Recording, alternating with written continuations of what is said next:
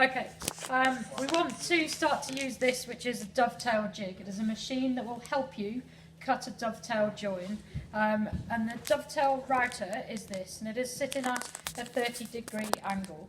Our number one job is to put this in the handheld router, but to do that we have to take out the bit that's been left in there. Incidentally, we shouldn't be putting the machine away with the bit in it. It's job creation for someone else to have to take it out. If we have to take it out though, for this machine we need these. One goes around the locking mechanism and we hold that to lock it shut.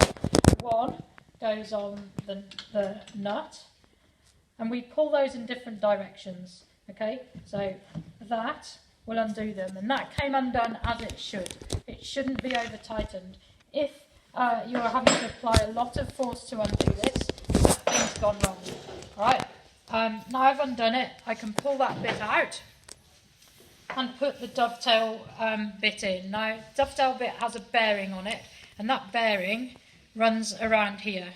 So its job is to follow this guide, and you will need to push it in, around and back out again in a smooth way, and in that way it will cut the join for you.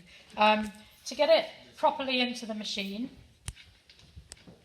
really all you needed to do was put it in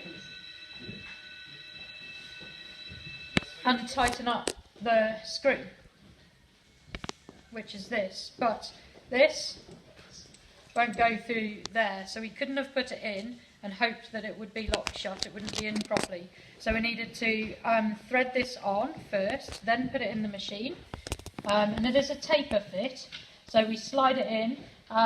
We don't slide it in as absolutely far as it will go, because then the bit will be running in against the cutter, but we slide it in, do the nut up a little bit by hand. Obviously I don't have the machine plugged in at this point, and I'm going to push it so that it sits as close to that nut without touching as it can.